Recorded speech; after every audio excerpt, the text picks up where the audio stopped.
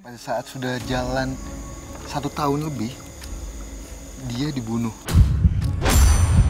Kita mau coba ke... Seketika Nanda berlari menuju arah masuk bagian dalam villa. Aduh. Den, kenapa nih? Kenapa? Hah? Sosok perempuan yang sepertinya dicekuk. Sosok kita semakin dekat.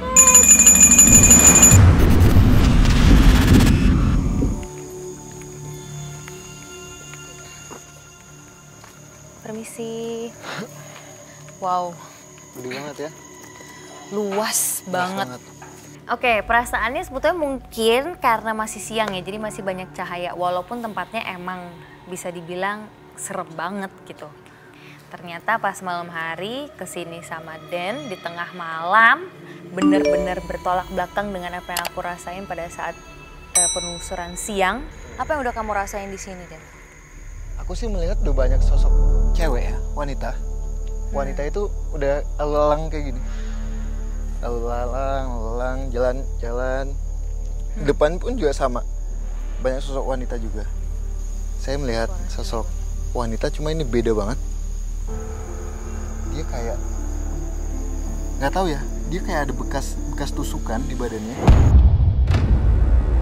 Tusukan di badannya, dia selalu megangin kayak gini. Tak memerlukan waktu yang lama, Den Ananda merasakan kehadiran sosok astral menyerupai wanita yang seakan memiliki cerita kelam di dalamnya.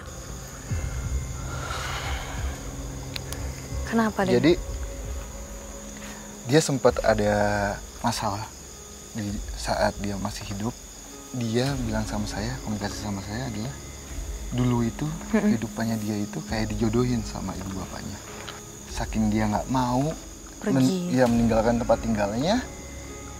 Setelah itu dia menemukan sosok laki-laki. Dia sosok cowok itu katanya sayang banget. Pada saat sudah jalan 1 tahun lebih, dia dibunuh. Dibunuh sama sosok cowok itu. Oh, yang membunuh? Malahan cowok yang dia anggap sayang banget. Saya sangat salah menilai laki-laki itu. Bahkan yang dulu dijodohin sama saya itu mungkin pilihan bapak ibunya baik. Tapi dia malah memilih egonya dia sih.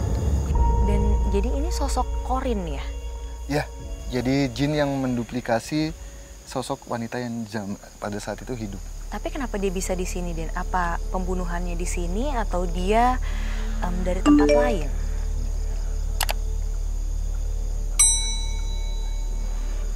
Jadi gini, dia pada saat itu digoncengi sama pasangannya ke sini, ke depan jalan kita ini.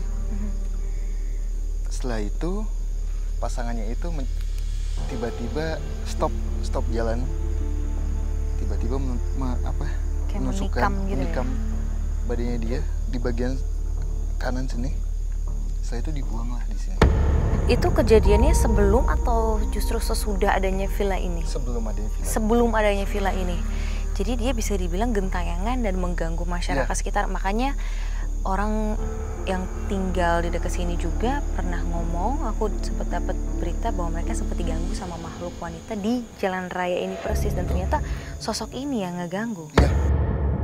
Siapa ini namanya? Dan dia ngasih tahu nggak? Namanya Ichi. Penuturan Nanda melengkapi mitos keberadaan sosok astral perempuan yang bernama Ichi yang disinyalir kerap menampakkan diri di area depan gerbang villa. Dan bahkan tak jarang warga yang melintas kerap mendapatkan gangguan dari sosok tersebut. Ada orang yang naik motor nih sendirian nih. Nah ternyata itu kadang-kadang kelihatan duaan lah. Ternyata itu nggak ada gitu. Alam lain kali. Tak jauh berbeda dari penuturan tersebut, terdapat sebuah cerita di mana salah seorang warga melintas diberhentikan oleh seorang perempuan yang meminta tolong untuk diantarkan ke depan gerbang area villa. Warga yang mengesampingkan rasa curiganya lekas memberikan tumpangan kepada perempuan tersebut.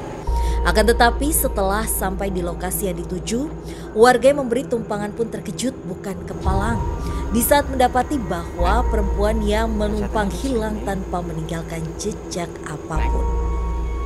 Astagfirullahaladzim. Kita masuk aja lagi kali ya ke dalam untuk menelusurin lebih. Tuntas membahas sosok Ici, kami pun kembali memasuki area villa ini yang masih mengisahkan beberapa mitos di dalamnya.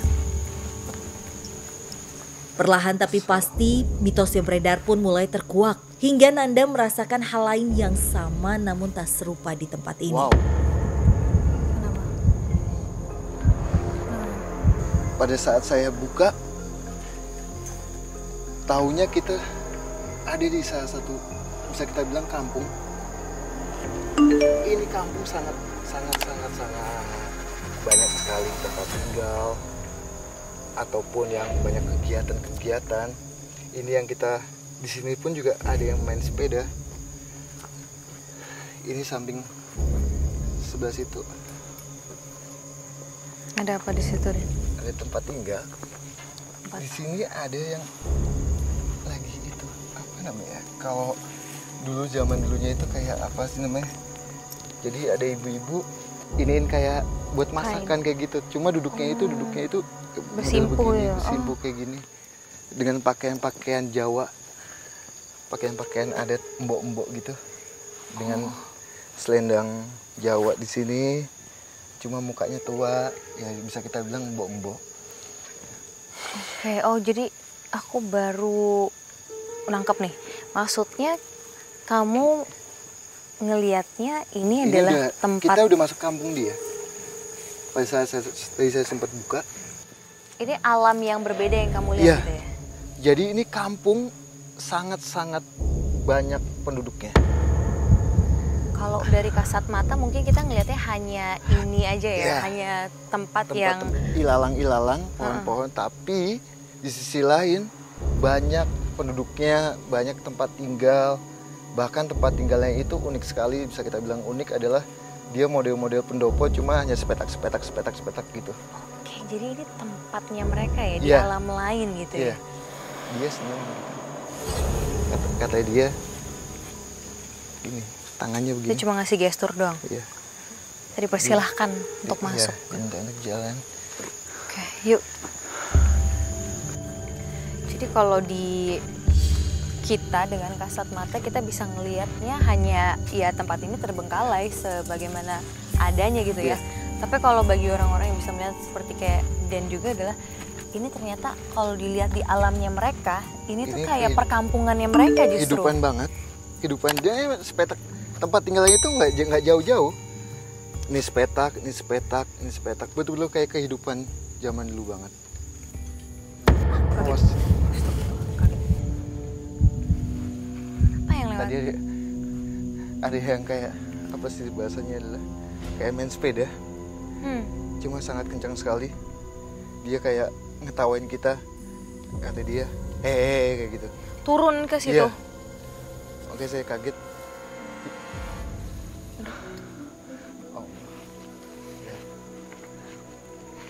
Ini mungkin karena rame di sini yang tadi Dan bilang, banget. makanya banyak aktivitas di sini ya. Aktivitas banget, dan di sini, di sebelah kanan kita,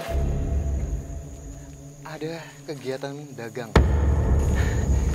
Dagang? Iya, jadi banyak, bisa kita bilang pasar gelap ya, tempat.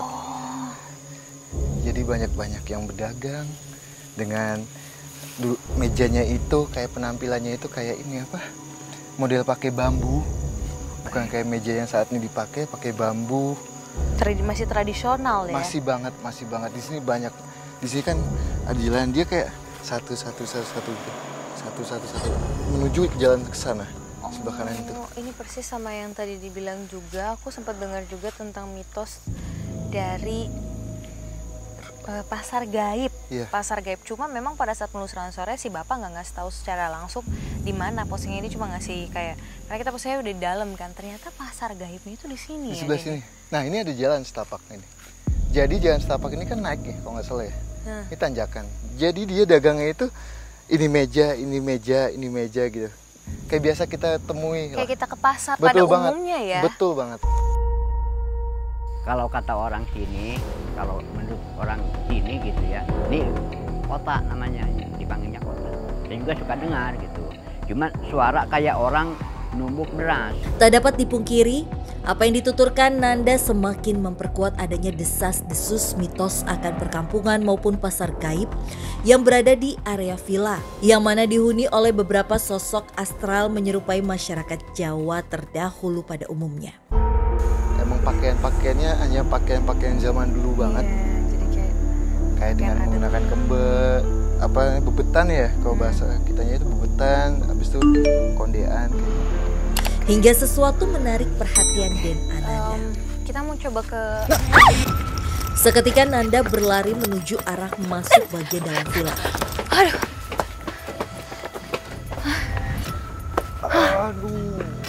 Rupanya, Nanda berlari menuju ke sebuah patung semar yang berwarna merah yang sempat saya kunjungi saat mengumpulkan informasi. Den lagi komunikasi sama sosok yang ada di patung semar ini sepertinya. Aduh. Den, kenapa nih? Kenapa? Hah? Kenapa? Jadi pada saat saya nengok ke belakang, mata patung ini nyala. Nyala. Nyalanya sangat-sangat betul-betul bikin silau mata. Jadi dia bilang sama saya lagi, kamu nunduk. Kalau ketemu saya itu nunduk. Oh, kamu disuruh gitu? Ya, nunduk. Jangan menjadikan anak yang angkuh katanya. Duduk katanya. Oke, saya sempat nuwun. Nuwun bahasanya adalah numpang isi. Habis saya tanya sama beliau, kamu siapa? Kata beliau adalah, saya penunggu yang mendiami patung ini. Dia sosoknya adalah kayak kakek tua, sangat-sangat tua, dengan posisi dia menggunakan tongkat, tapi sangat wibawa banget. Dan dia ngomong sama kita adalah, kamu mesti apa ya bahasanya, jaga badan, jaga apapun hal itu. Oke. Ada juga yang dari kampung juga datang ke sini jam 12 malam, katanya anaknya kesambet di sini, yaitu di Semar. Makanya dia datang malam Jumat jam 12 itu mandiin Semar pakai bunga, pakai kembang. Ini kabarnya bukan dari Jakarta, Din. Ternyata Iya, dari Jawa. Betul. Dari tepatnya dari Jogja. Kalau kamu bilang tadi ada makhluk di dalamnya, itu makhluk bawaan dari Jogja atau patung ini udah ditaruh sini baru akhirnya pas terbengkalai ada makhluk yang mengisi? Jadi pada saat patung ditempati di sini, kan ini tengah-tengah bukit kembali lagi.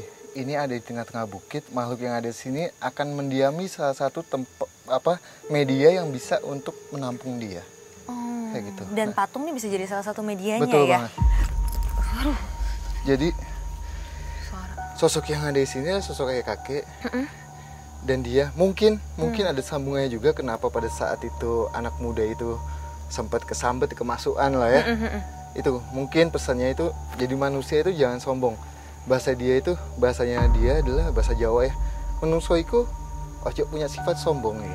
Selaras dengan apa yang dikatakan oleh Den Ananda akan sosok kakek penunggu patung Semar, bahwa sosok tersebut menjaga area villa dan kerap menegur siapa saja, baik pekerja maupun pengunjung yang bersifat angkuh dan sombong. Dia Hanya menjaga tempat ini, seluas ini dia yang menjaga. Ya udah kalau gitu semoga aman, kita coba ke atas lagi ya, Dan. Penelusuran pun kami lanjutkan. Dan Awas. kenapa? Tiba-tiba saya melihat sosok laki-laki yang tanpa kepala.